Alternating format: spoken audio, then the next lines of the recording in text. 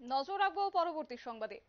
রাজ্য রাজনীতিতে এখন একটাই কথা যে নজরে রয়েছে লোকসভা ভোট এবং এই লোকসভা ভোটকে সামনে রেখে কার্যত এবার শাসক দল বিজেপি তাদের শেষ পর্বের প্রচারে কার্যত কোনোভাবেই খামতি রাখতে চাইছে না এবং সেই জায়গায় দাঁড়িয়ে এবার 23শে মার্চ শহর আগরতলা জুড়ে করা হবে এক প্রকার বাইক মিছিল এবং এই বাইক মিছিলকে কেন্দ্র করে ইতিমধ্যেই যুব মোর্চা শুরু করে দিয়েছে তাদের আয়োজন। তবে এই ক্ষেত্রে পশ্চিম আসনের প্রার্থী বিপ্লব দেবের সমর্থনেই করা হবে বাইক মিছিল এমনটাই খবর, যদিও 1,500 বাইক নিয়েই এই মিছিল করার পরিকল্পনা নিয়েছে বিজেপি যুব মোর্চা।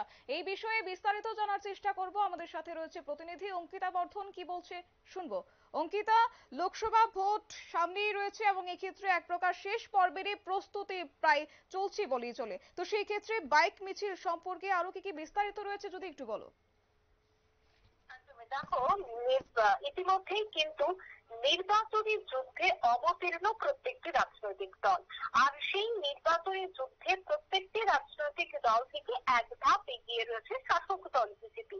একেবারে মাঠে ময়দানের দিক থেকে তারা প্রতিনিয়ত তাদের প্রচার তৎসঙ্গে জনসংযোগ কিন্তু অব্যাহত রেখেছেন। এই প্রচারে দেখা যাচ্ছে মুখ্যমন্ত্রী মানিক সাহা, এই প্রচারে দেখা যাচ্ছে প্রদেশ বিজেপি সভাপতি রাজীব ভট্টাচার্যকে। তারা এবার বিভিন্ন জায়গায় প্রচার করছেন। দেখো, পশ্চিম ত্রিপুরা আসনে ইতিমধ্যে বিজেপির টিকিটে লড়াই করবেন বিপ্লব কুমার দেব। তৎসঙ্গে পূর্ব ত্রিপুরা লোকসভা আসনে কৃতি সিং দেববর্মা। তাই তাদের সমর্থনে ইতিমধ্যে বাইক র্যালির আয়োজন করা হচ্ছে, বিভিন্ন জায়গায় সভার আয়োজন করা হচ্ছে, বৈঠকের আয়োজন করা হয়েছে। আজ সকালেও আমরা দেখেছি যে মোহনপুর বিধানসভায় একটি সুবিশাল বাইক মিছিলের আয়োজন করা হয়েছে, যেখানে মন্ত্রী রতনলাল নাথ উপস্থিত ছিলেন। একই গাড়িতে দুজনকে দেখা গেছে। আর পেছনে প্রচুর সংখ্যক যুবকদের একটা বাইক র্যালি পরিলক্ষিত হয়েছে মোহনপুরে। এবং তোমাকে খবর দিয়ে রাখছি যে আগামী 23শে মার্চ বেলা 11টায় রাজধানীর বুকে একটা বাইক মিছিল অনুষ্ঠিত হচ্ছে।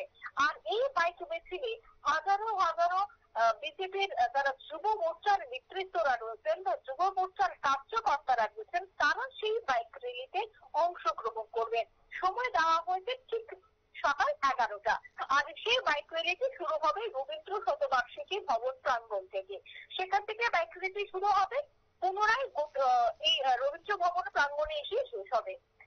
একেবারে রাজধানীর রাজপথ কাঁপিয়ে সেই বাইক র্যালিটির এই মুহূর্তে আয়োজন করা হচ্ছে যুব মোর্চার পক্ষ থেকে, যেখানে প্রধান হিসাবে দায়িত্ব পালন করছেন সুশান্ত দেব, যিনি বর্তমানে রাজ্য যুব মোর্চার সভাপতি রয়েছেন। উনি গোটা বিষয়টিকে দেখছেন, কেননা এই বাইক মিছিলে সব থেকে বেশি যুবকরাই উপস্থিত থাকবেন। যুব মোর্চার ডাকেই সেই বাইক র্যালিটির আয়োজন করেই আমরা এই মুহূর্তে খবর পাচ্ছি। দেখো শতাব্দী, এই বাইক র্যালিটিকে একেবারে সফল করে তোলার জন্য ইতিমধ্যে বৈঠকও চলছে। সেই বৈঠকে বিভিন্ন বিষয়গুলিকে নিয়ে কথা হচ্ছে, অর্থাৎ কোন রুটে সেই বাইকগুলি যাবে, কোন জায়গা দিয়ে সেই মিছিলটা হবে, সেখানে ব্যবস্থাপনা কেমন থাকবে, কতগুলো বাইক থাকবে। কেননা প্রত্যেকটা বিষয় কিন্তু প্রশাসনকে জানাতে হবে, পুলিশকে জানাতে হবে। নিরাপত্তা একটা খুবই গুরুত্বপূর্ণ বিষয়।